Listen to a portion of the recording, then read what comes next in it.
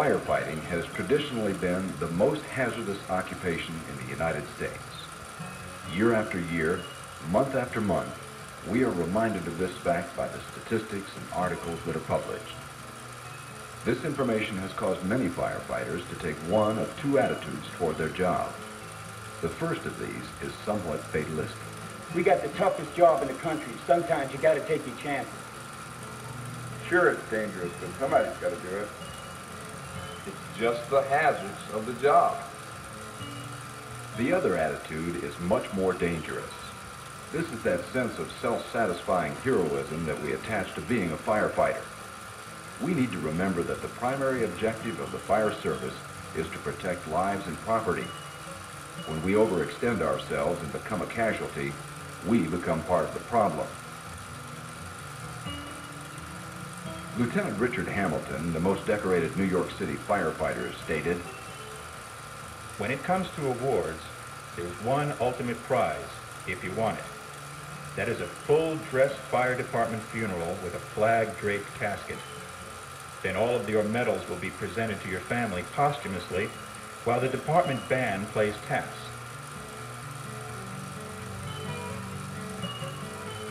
If this is your goal, you do not belong in the fire service. It is the purpose of this film to show that there is a great deal that each and every one of us can do to make this job safer. We simply want to point out that firefighters are human. when they try to overcome unreasonable odds and ignore their own safety, the burden is placed upon their families and those of us who survive to carry on.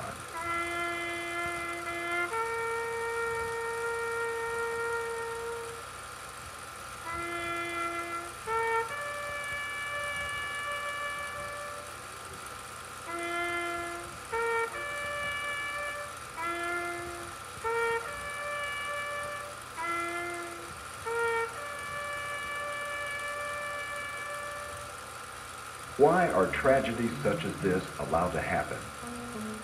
What causes firefighter deaths and injuries? Stress-related casualties account for the largest part of the problem. This area includes diseases such as heart attack, stroke, respiratory disease, and cancer. As the fire service became more involved in the delivery of emergency medical care, we've learned that these diseases are generally self-inflicted. The possibility of contracting one of these problems is greatly enhanced if certain risk factors are present. These include excess weight, improper diet, lack of exercise, and smoking. Smoking is particularly dangerous to firefighters. Not only does it predispose the body to cancer, stroke, and heart disease, but smoking is a source of carbon monoxide, which is the most prevalent toxin associated with fire deaths. Studies show that most of the tasks accomplished on the job by firefighters are performed at a relatively low level of physical activity. When there is a fire, firefighters must exert themselves at stress levels that are equal to or greater than those experienced by many professional athletes. And those levels may have to be sustained for hours. We are further disadvantaged by the fact that we don't know when our next fire will be. It would be nice if the company officer could be like a football coach and say, Sunday at 1 o'clock, we got the big one, the super fire. I want you to work out this week, prepare yourselves. On Saturday, I want you to rest. And then I want you to be here on Sunday early so you can warm up adequately to meet the challenge.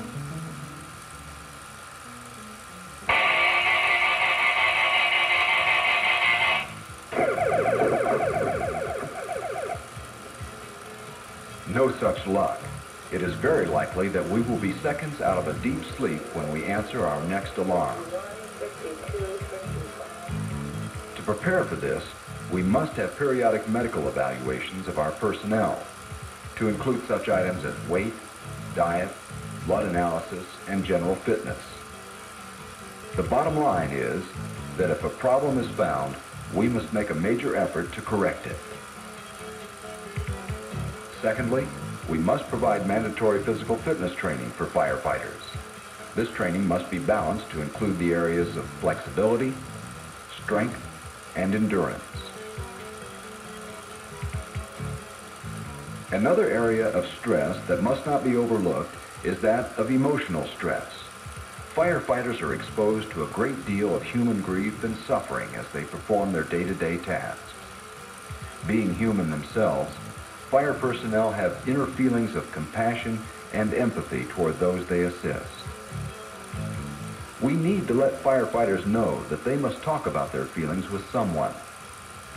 We also need to provide the opportunity for professional counseling as an alternative when peer group discussion does not work. Firefighters are people, just like everyone else, and we are not going to be able to save everyone. These failures are part of the job.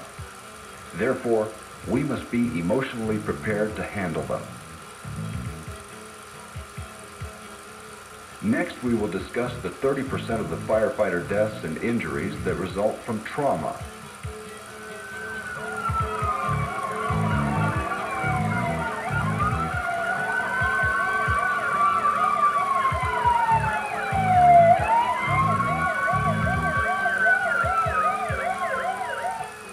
Almost half of these are due to vehicular accidents that occur during response to an emergency.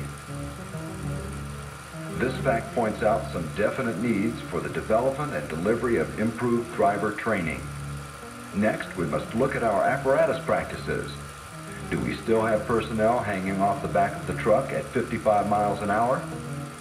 Or are they enclosed in roll cages and provided with seat belts and other restraints?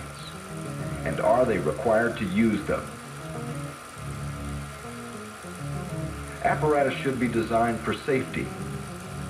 It should be painted a color that can be readily seen under low as well as normal lighting conditions.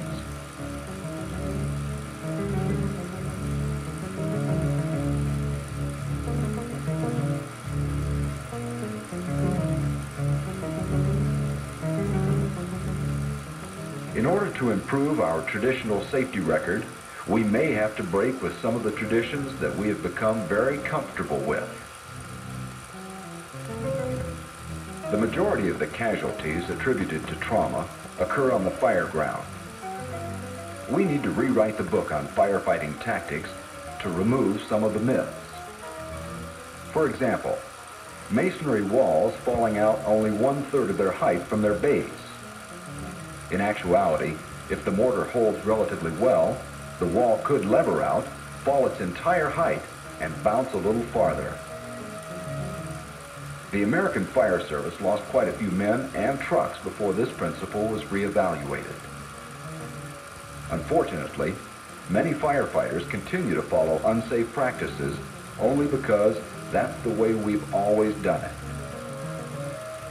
The next principle must be accepted as a fact of life. Some structures are built to burn, no matter how many men and trucks we have or how much water we can put on them. When faced with this situation, it is extremely important that we do not place personnel and equipment in positions where they will be in jeopardy. The next principle is based upon that sense of pride that we feel whenever we make an aggressive interior attack on a fire. We boast about our fine stop until we drive by the building 2 weeks later and see what we have saved. At this point, we realize that we have risked our lives for nothing. Sometimes half burned means totally destroyed. Therefore, we must carefully evaluate the benefits versus the risks of an interior attack on a fire. We need to pay special attention to where we place our personnel during fireground operations. Anyone can see that this overhang is not a safe place to be under normal circumstances, let alone during a fire. In this case, it was very fortunate that these persons were not injured, and even more fortunate that these people were not killed. Another problem can be referred to as the Fort Apache syndrome.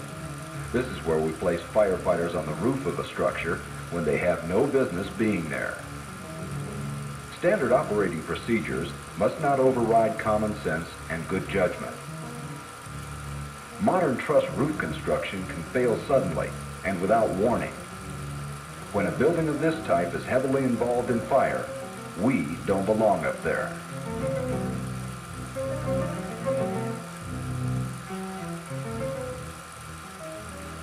The answer to these problems rests with training and education. Incident command procedures must be taught and implemented to ensure coordination. Tactical problems must be considered with an emphasis on safety. Most importantly, all personnel, including officers and chiefs, must continue to upgrade their skills and knowledge so that new hazards can be readily identified and dealt with properly and safely. The remaining 30% of the problem is due to the exposure of firefighters to the products of combustion. In spite of the dramatic advances that have been made in breathing apparatus technology, the incidence of smoke inhalation has actually increased over the past few years. Many in our field are quick to blame this increase on the plastics industry, hazardous materials, and windowless buildings. However, the major cause of smoke inhalation injury rests with the fact that some firefighters still don't wear breathing apparatus when it's needed. Self-contained breathing apparatus is an integral part of our firefighters' life support system. We are much like divers or astronauts as we work in an alien environment that can cause death if it is inhaled. In actuality, trained firefighters need never experience smoke inhalation if the following guidelines are adhered to. We must wear breathing apparatus during all interior firefighting operations, especially during overhaul when fires are still smoldering and giving off proportionately greater concentrations of toxic gases than when they were burning freely. We must wear this equipment outdoors. Natural covers such as poison ivy and poison sumac can produce extremely irritating smoke. And in some parts of the country, plants such as oleander can produce smoke that can actually cause death if it is inhaled. We must wear full protective clothing and breathing apparatus to check out gas leaks. We must remember that firefighters have literally been blown away as they arrive to check out a reported odor of gas. Incidents of this type are like bombs, just waiting to explode when the right conditions exist. Firefighters must practice with breathing apparatus to be able to determine their own individual limits.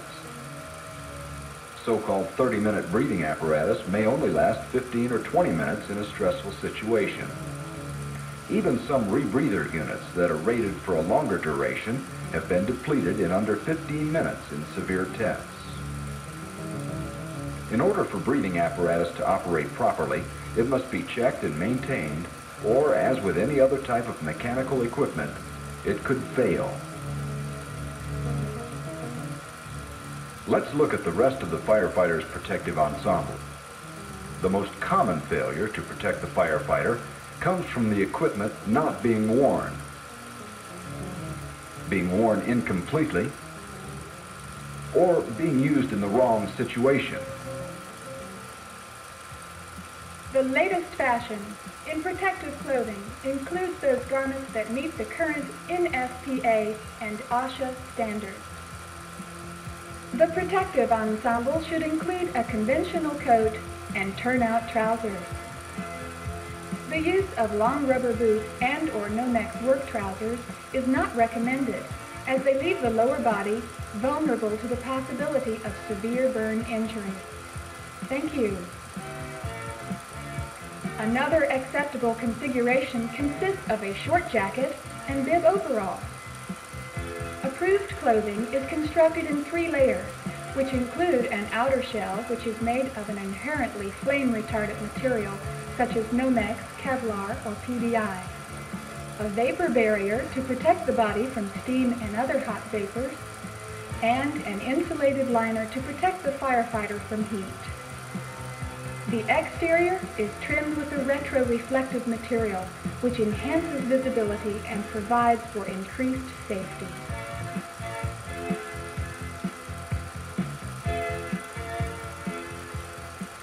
When we cover the subject of head protection, we must also address protection of the ears and neck, as these areas are the most commonly burned.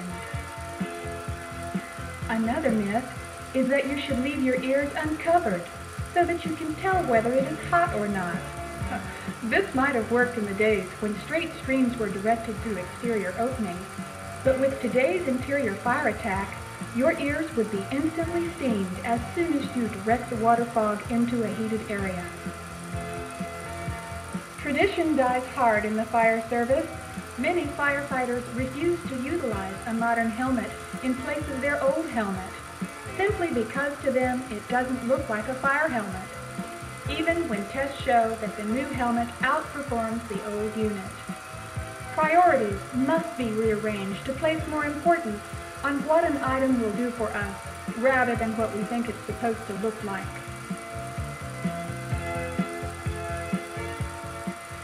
The state-of-the-art in hand protection incorporates an abrasion-resistant, flame-retardant outer shell, a vapor barrier, and an insulating liner that is an integral part of the glove. A knitted wristlet that is attached to either the glove or the coat sleeve is used to prevent burns to the wrist area. The use of rubber or plastic gloves can actually be dangerous. Or the use of gauntlet-style gloves without an over-the-thumb wristlet that is attached to the coat sleeve only invites the possibility of wrist burns. The Firefighter's Protective Ensemble is designed to provide a life support system for the user. In order for it to do its job, it must be worn properly and completely.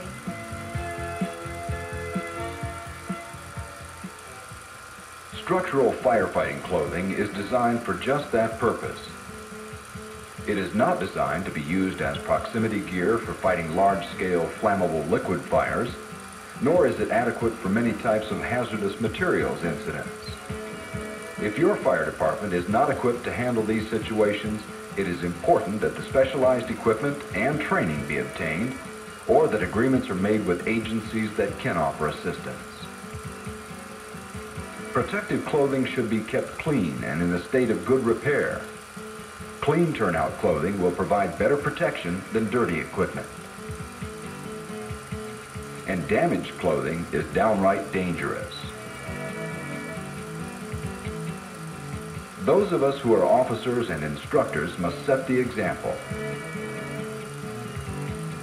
We can't expect the firefighters to wear the proper equipment if we walk around the fire ground unprotected. There are other isolated incidents that account for less than 1% of the total problem. Drowning, electrocution, and hazardous materials exposure kill and injure firefighters each year. Again, if you are not trained and equipped to handle a particular situation, don't do it. Call an agency that can. Approximately 3% of the total casualties occur during training exercises.